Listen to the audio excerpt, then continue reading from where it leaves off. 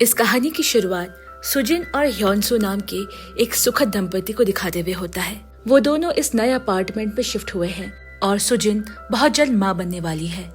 एक रात सुजिन ने गौर किया कि ह्योनसू अचानक अपने नींद से उठकर बैठ गया और बड़बड़ाने लगा, इस घर के अंदर कोई है। और इतना कहकर वो दोबारा सो गया। सुजिन को उसकी हरकत पर हंसी आ गई और तभी अचानक उसे बाहर से कुछ आवाज आने लगी।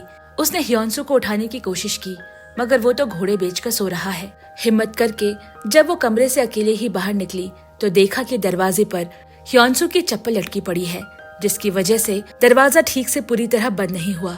अब चप्पल लेकर वापस कमरे में आते हुए उसे दोबारा कुछ आवाज आने लगी और उसने देखा कि वो उसका पालतू कुत्ता है, जो कि अभी तक जाग रहा है। उसे गोद में उठाकर वो जैसे ही कमरे में दोबारा दाखिल हुई, उसने देखा कि ह्योनसू तो एक चप्पल पहनकर ही सो गया। लेकिन ये कैसे मुमकिन है कि एक चप्पल उसके पाँव में है और दूसरा दरवाजे पर। सुजिन को इस पर बड़ी हैरानी होती है, मगर वो इस बारे में आगे ज्यादा नहीं सोचती। ह्योनसू एक एक्टर है, उसने अपने करियर में कई सारे अवार्ड्स जीते हैं और सुजिन एक ऑफिस में काम करती है। अब जैसे ही वो दफ्तर जाने के लिए घर का दरवाजा खोलती है, बाहर खड़ी उनकी पड़ोसी की टक्कर उस दरवाजे से हो गई, जिससे उनकी नाक से खून बहने लगा। उसने नई पड़ोसी होने के नाते सुजिन को एक गिफ्ट थमाई और शिकायत करने लगी कि पिछले कुछ दिनों से तुम्हारे घर पर देर रात कुछ आवाजें होती है, जिसकी वजह से हमें सोने में दिक्कतें आ रही है। सुजिन को लगा कि हो सकता है वो कल रात के बारे में बात कर रही हो और वो उनसे अपनी तरफ से माफी मांगती है।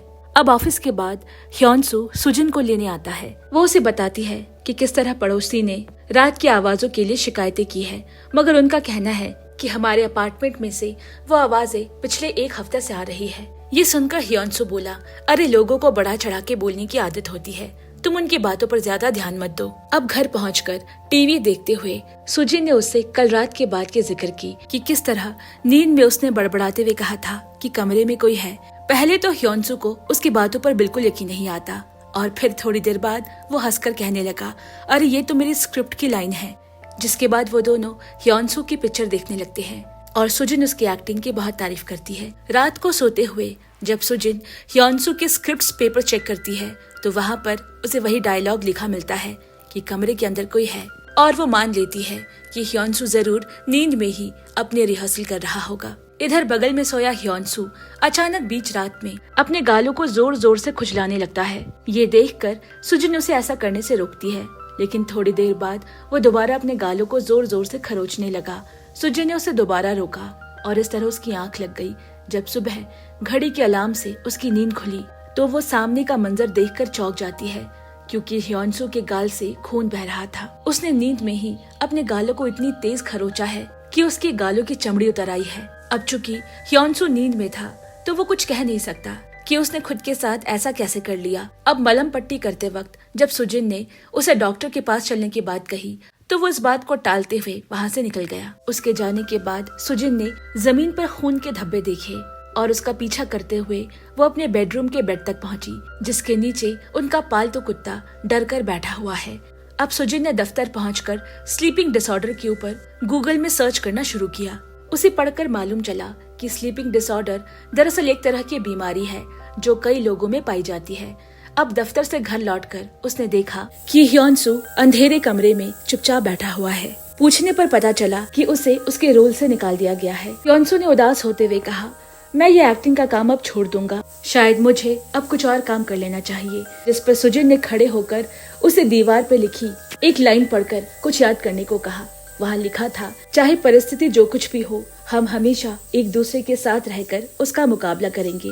वो ह्योनसू को हिम्मत देती है कि सब ठीक हो जाएगा, जिस पर ह्योनसू उसकी बात मान लेता है। अब रात को सोते वक्त सुजिन ह्योनसू के हाथों में दस्ताने पहना देती है ताकि वो खुद को खरोच ना सके। लेकिन थोड़ी देर बाद ह्योनसू उठता है और सीधा किचन में चला गया। सुजिन भी उसके पीछे पीछे जाती है और फिर जो उसने देखा उससे उसके होश उड़ गए। उसने देखा कि ह्योनसू पागलों की तरह कच्चा मांस खा रहा है। सुजिन ने उसे रोकने की बहुत कोशिश की, मगर वो नहीं रुका। ऐसा नजारा देखकर सुजिन को उल्टी आ गई और वो दौड़कर बाथरूम में चली गई। जब तक वापस आई तो देखती है कि ह्योनसू पानी का टैप खोलकर पागलों की तरह पानी पी रहा है। ये सब देखकर उनका पालतू कुत्ता भी ह्योनसू पे जोर जोर से भौंकने लगता है। लेकिन ह्योंगसू को उसकी तरफ घूरता देखकर वो कुत्ता भी बेचारा डर कर चुप हो गया। और उसके बाद जो हुआ उसकी हम कल्पना भी नहीं कर सकते।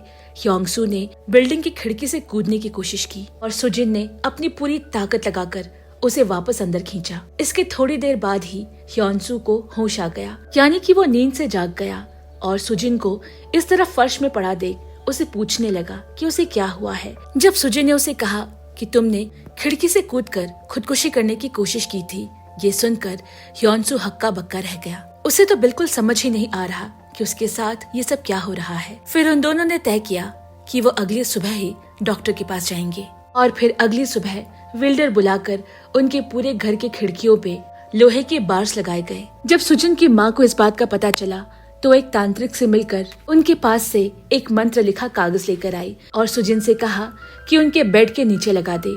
लेकिन सुजिन को इन सब बातों का बिल्कुल भरोसा नहीं और इसके बाद वो ह्योंगसू को लेकर डॉक्टर के पास पहुंची।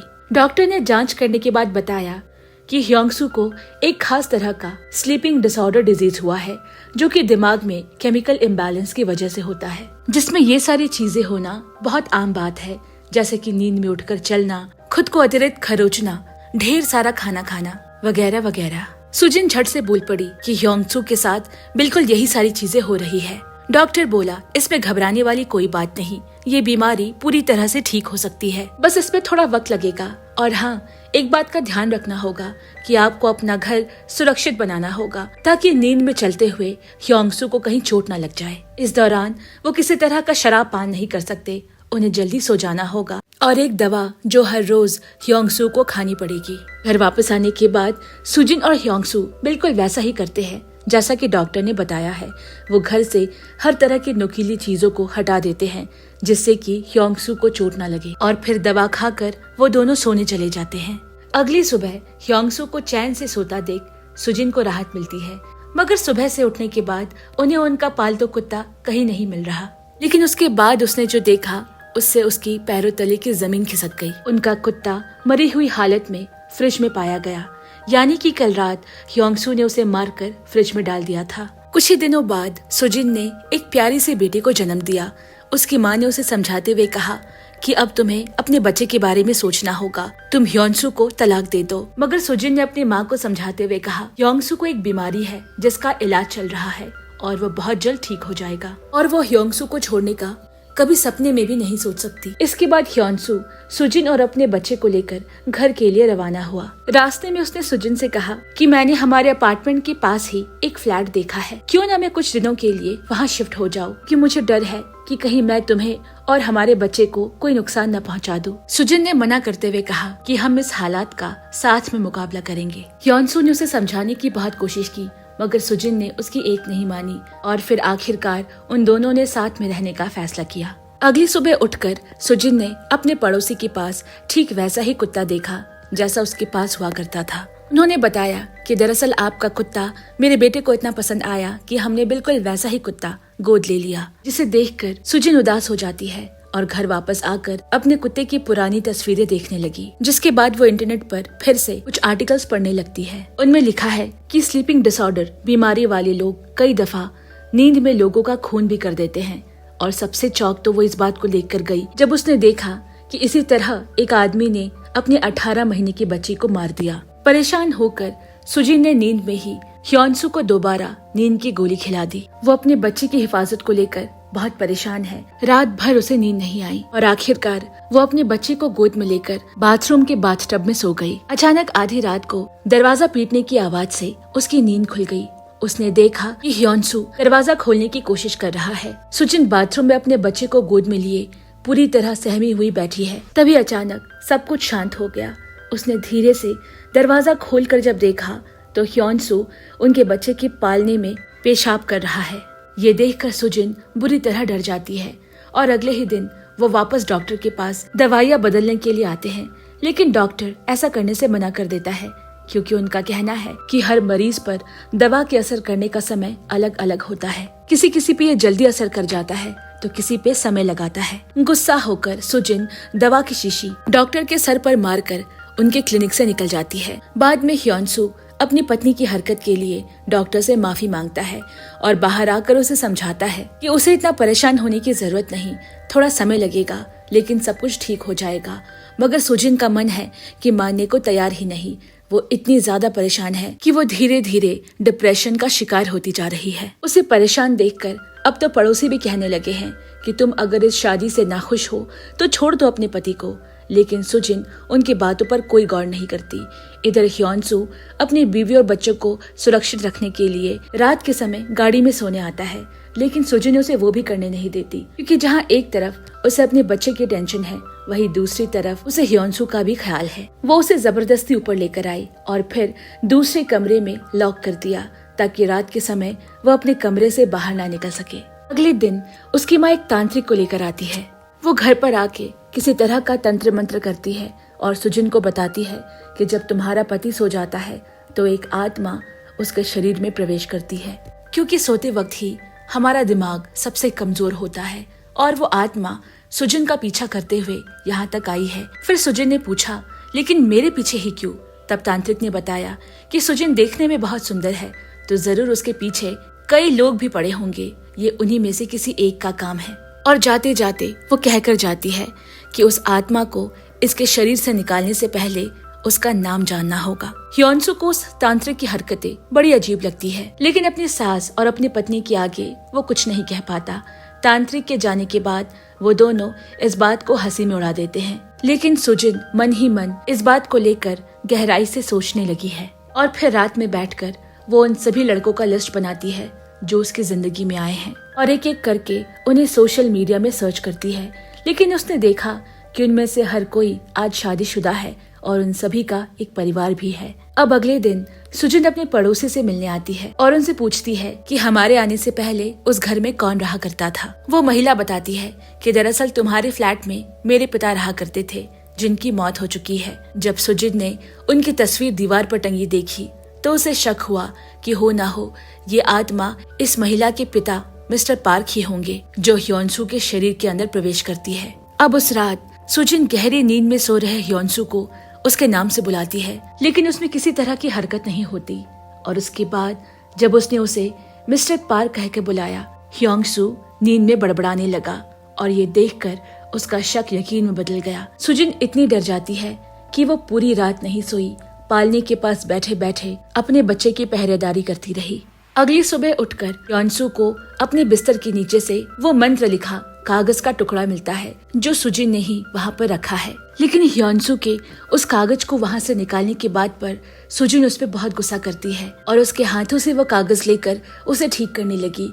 सुजिन का ये नया रूप देखकर ह्योनसू हैरान है। जिस सुजिन को इस तरह के बकवास बातों पर कभी यकीन ही नहीं था, वो अचानक इतना कैसे बदल गई। लेकिन सुजिन को उस कागज के टुकड़े को देखकर ऐसा लग रहा है कि वो काला जादू ह्योनसू पर काम करने लगा है। ह्योनसू ने गुस्से में आकर सुजिन को गोद में उठाया और बिस्तर पर लापटका और चुपचाप उसे सोने को कहा, क्योंकि वो रात भर नहीं सोई है और सुजिन की आंखें भी नींद से बोझिल हो रही थी। वो बिस्तर पर पड़ते ही तुरंत सो गई। सुजिन दिन भर सोती रही। अचानक रात को बच्चे के रोने की आवाज से उसकी नींद खुलती है। उसने अगले कमरे में जाकर देखा तो बच्चा पालने में नहीं है। उसने पूरा घर ढूंढा मगर वो कहीं नहीं मिला। फिर अचानक उसे बाहर कचड़े की पेटी से बच्चे के रोने की आवाज आई। वो दौड़कर नीचे गई और सारा कचरा उठाकर देखा तो उसका बच्चा वहाँ पड़ा था और तभी उसकी आंख खुल गई। ओह, तो ये एक सपना था। सुजिन जल्दी से उठकर एक बार अपने बच्चे को देखना चाहती है।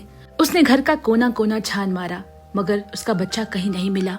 फिर किचन में उबलते सूप को देखकर उसके दिमाग में आया कि कहीं ह्योनसू ने उसके बच्चे को सूप में तो नहीं डाल दिया, और उसने उबलते सूप में हाथ डालकर अपने बच्चे को ढूंढने लगी। उधर किचन से शोर सुनकर ह्योनसू बच्चे को गोद में लेकर आया और सुजिन को ऐसी हालत में देखकर चौंक गया। ह्योनसू ने जल्दी से उसके हाथों को ठंडे पानी से धोया और फ्रिज से बर्फ निकालने लगा, मगर सुजिन इतनी ट्रॉमेटाइज थी कि उसने सूप के बर्तन को ह्योनसू के सर पे दे मारा और वो वहीं बेहोश हो गया।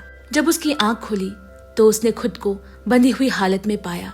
सुजिन ने उसके हाथ पांव बांध दिए हैं और उसके छाती पर चाकू लेकर बैठी है। वो ह्योनसू से कहने लगी, तुम मुझे पागल करते जा रहे हो। ह्योनसू बोला, मेरी बात सुनो, मैं आज सुबह ही डॉक्टर से मिलके आया हूँ। उसने मुझे वादा किया है कि वो मेरी दवाइयाँ बदल देगा और मैं जल्दी ठीक हो जाऊंगा। और इतना कहते हुए वो रो पड़ा। मगर तब पर भी सुजिन की पागलों जैसी हरकतें बंद नहीं हुई।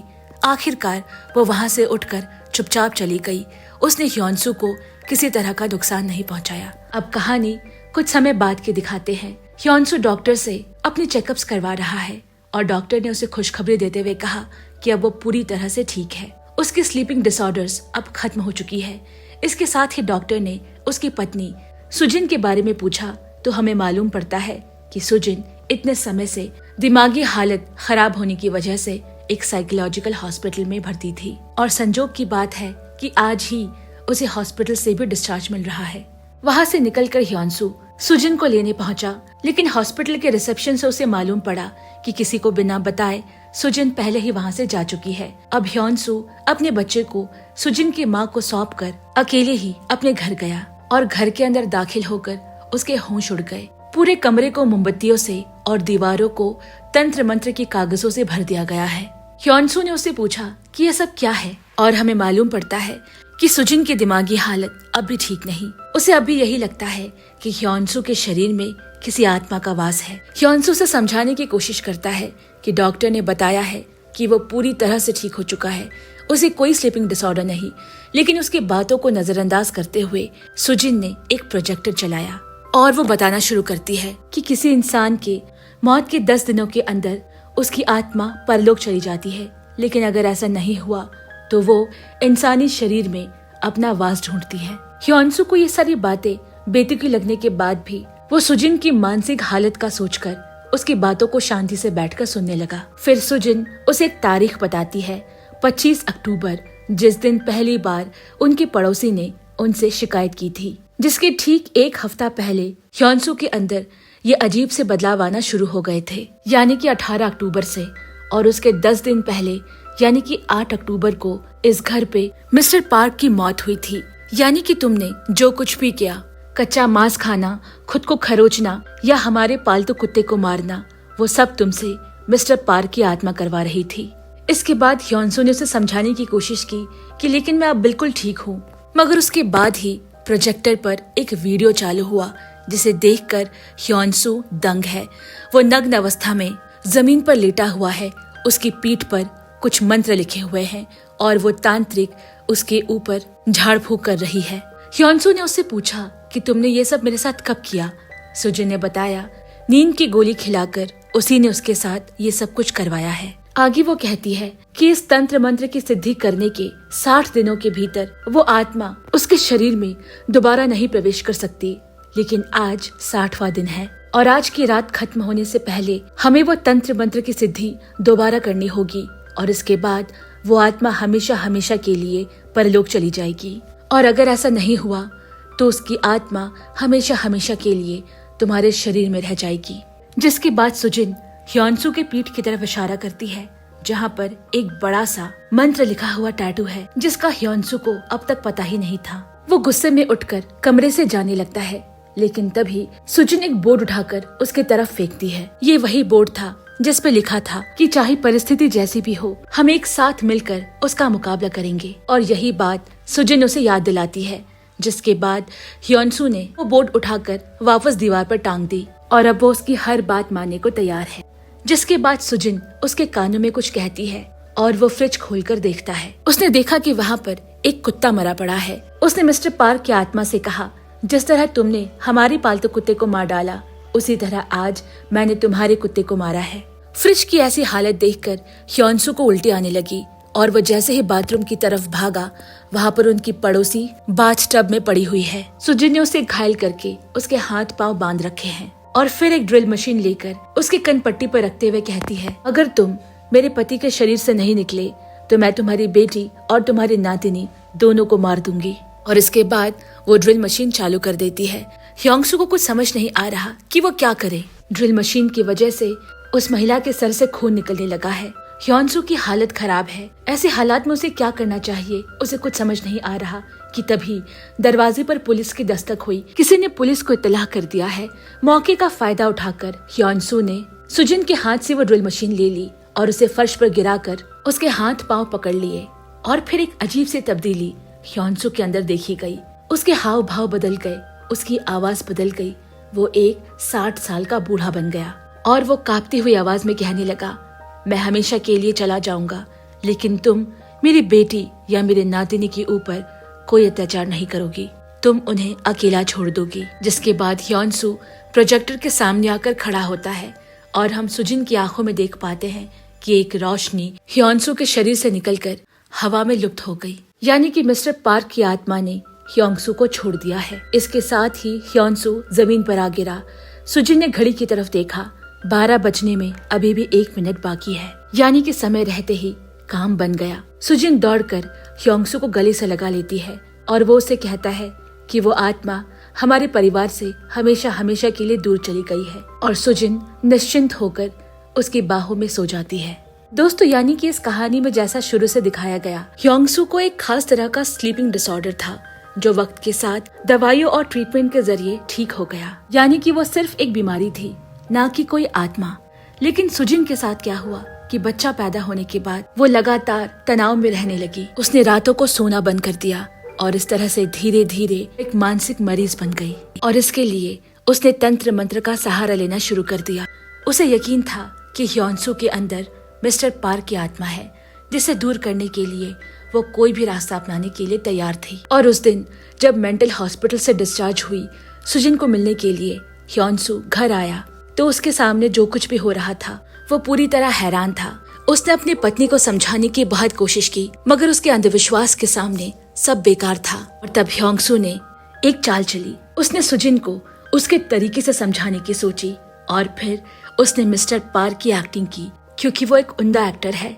उसने एक्टिंग की जैसे मिस्टर पार्क की आत्मा उसके शरीर से निकल रही हो, और इसकी छवि हम पूरी तरह सुजिन की आंखों में देखते हैं, क्योंकि वास्तव में तो ऐसा कुछ था ही नहीं।